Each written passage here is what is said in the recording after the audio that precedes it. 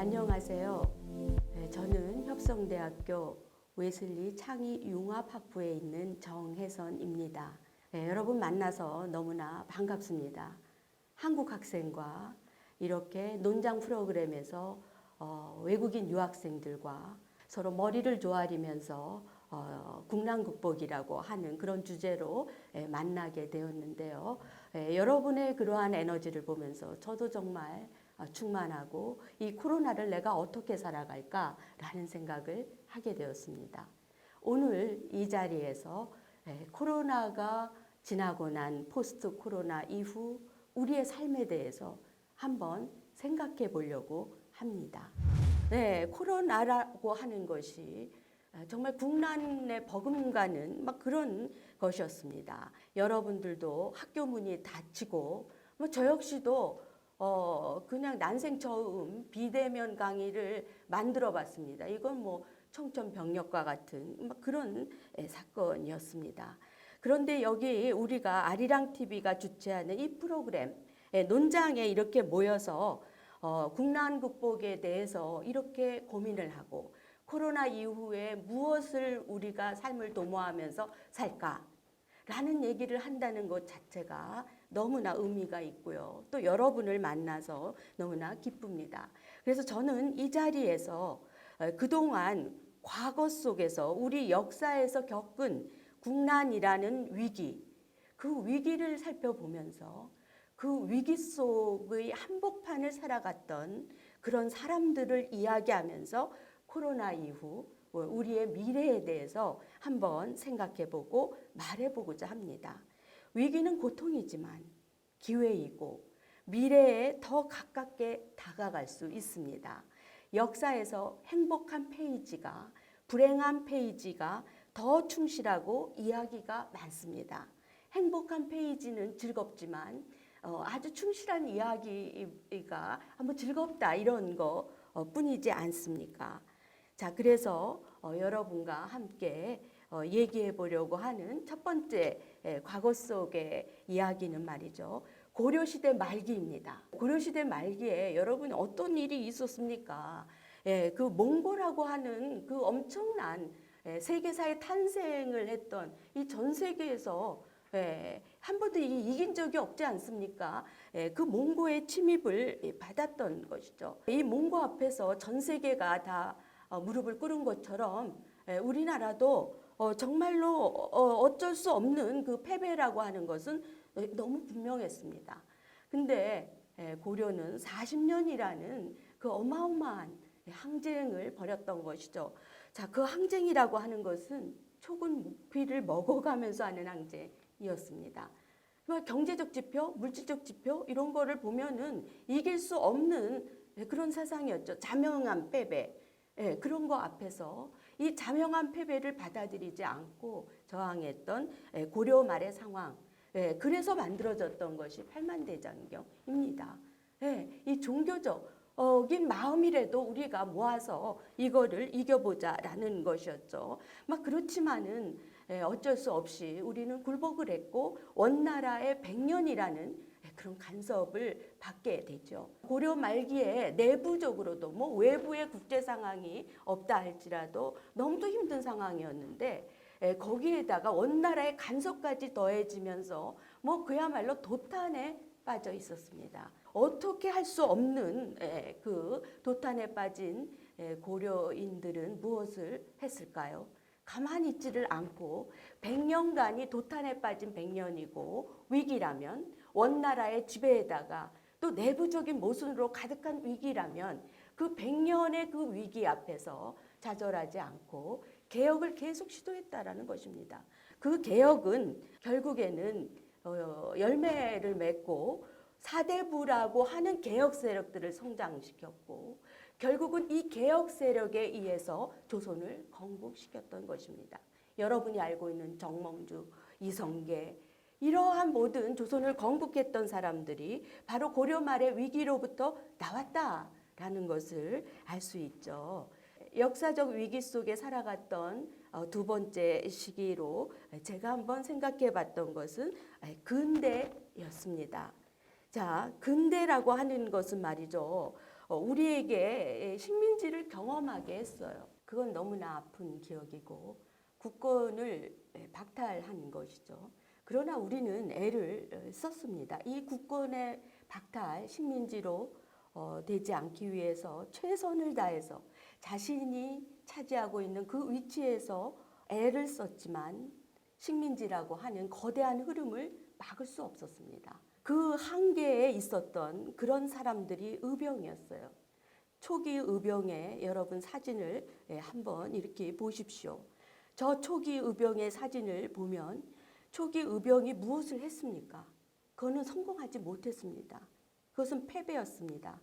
그러나 저 사진의 모습에 보이는 입가의 미소, 이것은 무엇을 말합니까? 그건 내일이 어떻게 될지 여전히 불안하지만 바로 내 앞에 펼쳐진 역사적 위기, 아니 그런 엄청난 것이 아니라 바로 내 앞의 삶에 충실했던 그 미소가 아닐까요? 옆에 지도는 바로 청산리 대첩을 얘기하는 그런 지도입니다. 여러분 청산리 대첩 하면 뭐 가장 성과가 높았던 것으로 화려하게 기억하고 있는데 사실 독립을 위해서 일본과의 싸움에서 그것의 위치라고 하는 것은 아주 작았습니다. 그러나 청산리 대첩을 이루고 너무나 기뻐했던 것이죠. 우리 독립운동가들이 말이죠. 그럼 이 청산리 대첩은 독립운동가들에 의해서 일본 군인을 물리친 대첩이었던 큰 성공이었지만은 사실 간도 한인 교포의 지원에 의해서 이루어졌어요. 그 한인 교포들이 경제적, 물질적 이런 것을 했기 때문에 이루어졌는데 이것이 끝나고 나서 일제가 간도의 한인을 보복살인을 했습니다.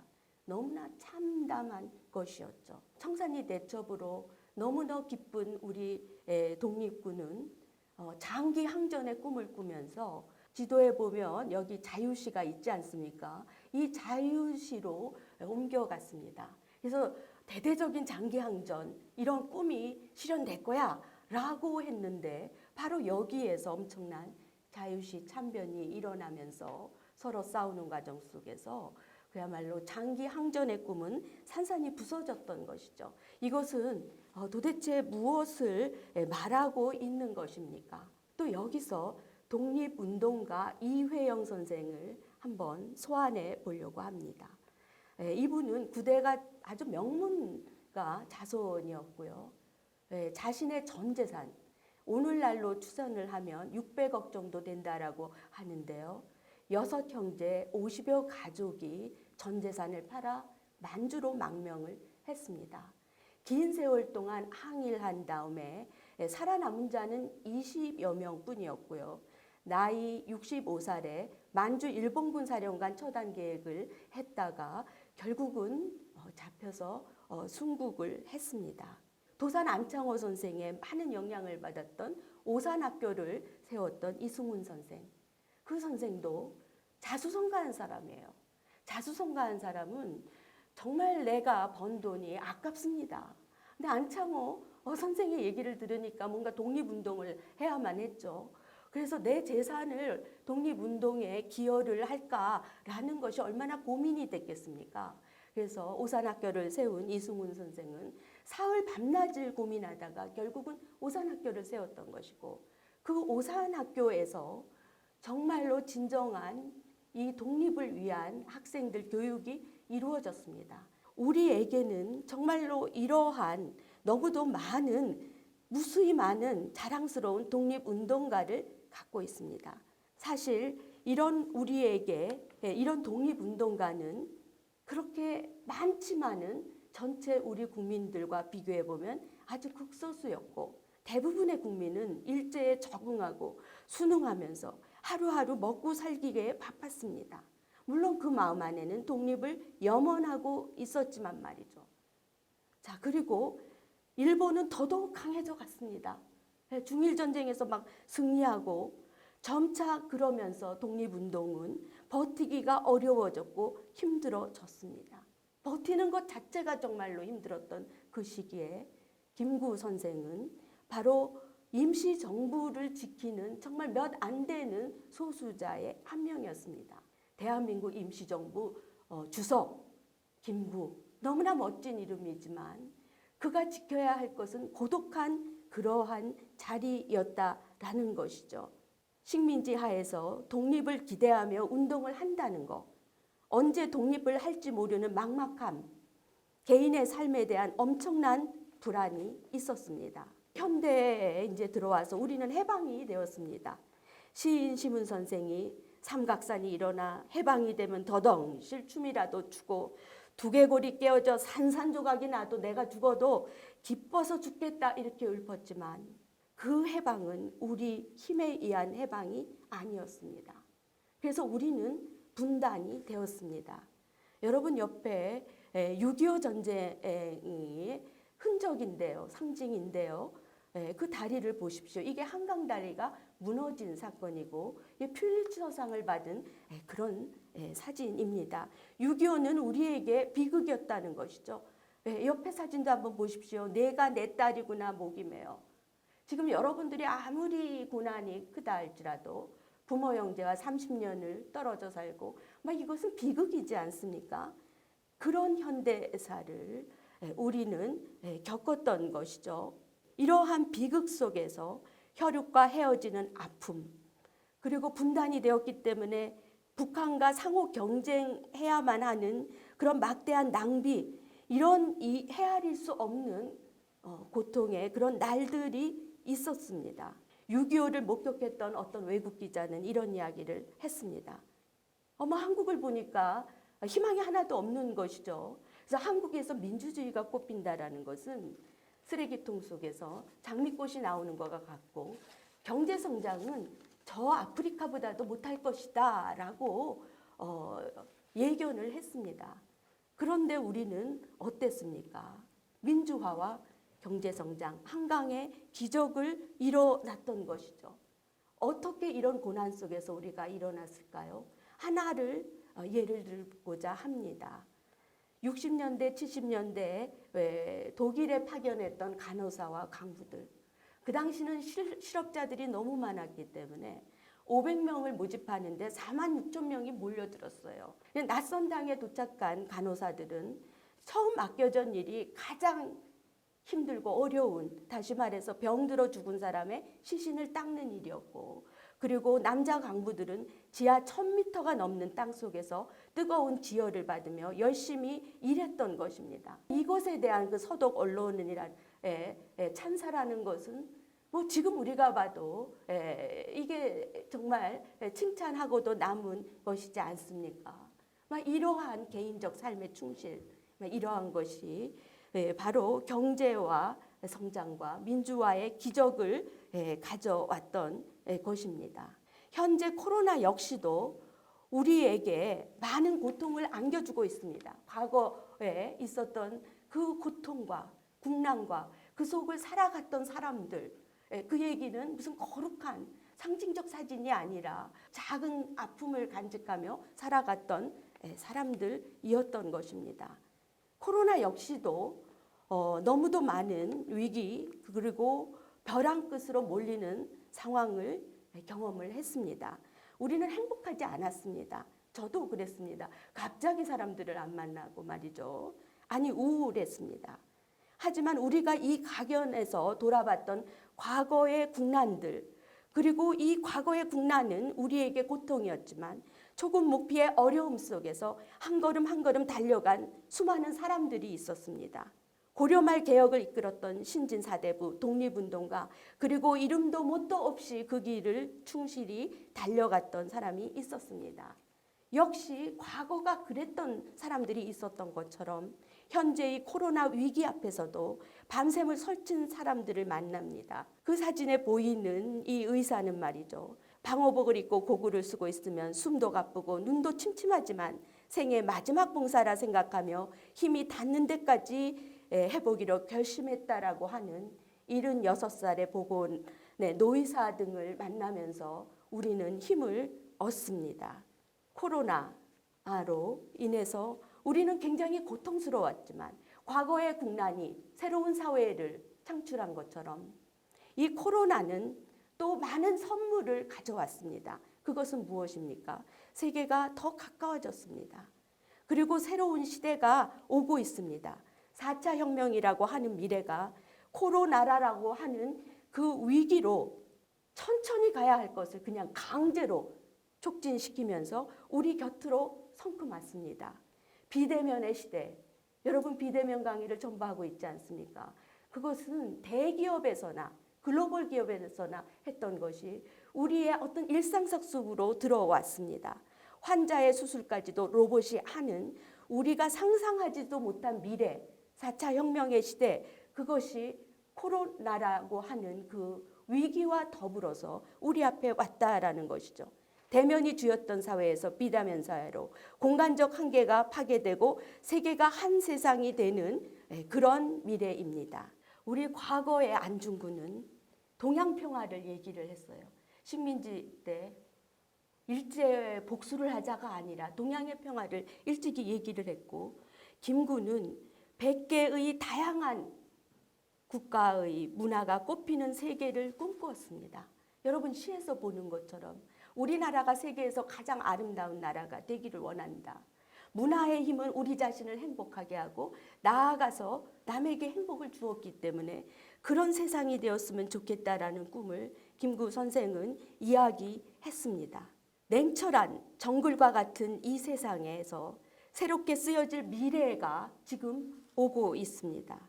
이 주인공은 누구일까요? 그것은 우리 모두이고 이 논장 속에 참여했던 여러분들, 외국인 학생들과 그리고 한국인 학생들 그 모두인 것입니다. 저는 여러 학생들의 발표를 들으면서 새로운 주인공이 오고 있다라는 것을 느꼈습니다.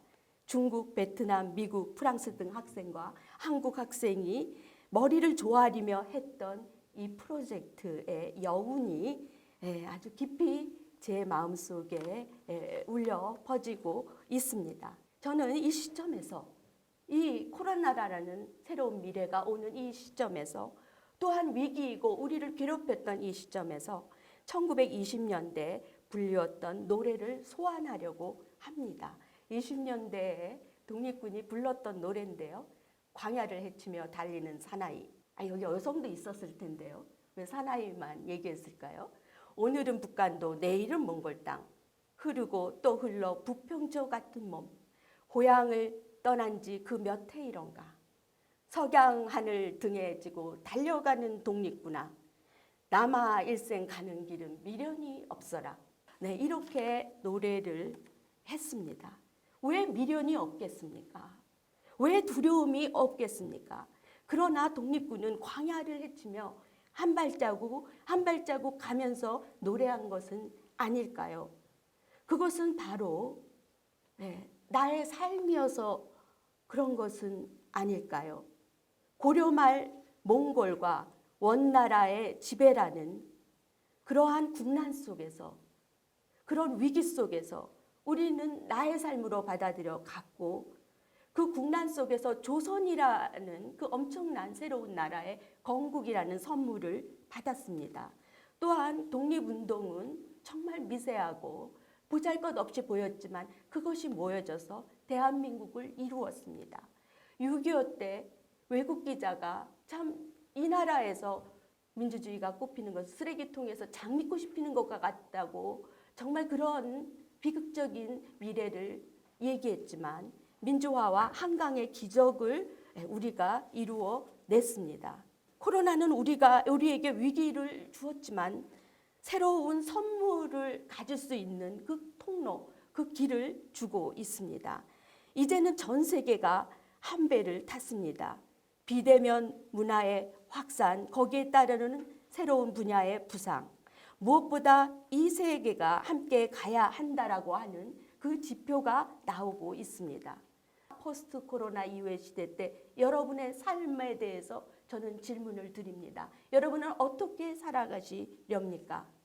세계가 한 배를 탄 이 미래, 우리 그 최종 이 심사에 나온 학생들 중에서 한 배라고 하는 그런 팀 이름이 있는데 제가 그걸 인용해봤습니다. 허락해 주십시오. 네, 인용을 해봤습니다. 비대면 문화의 확산, 거기에 따르는 새로운 분야의 부상, 김구 선생이 꿈꾸던 함께 꽃이 어우러지는 그러한 세상, 이 새로운 표준들이 등장하고 있습니다.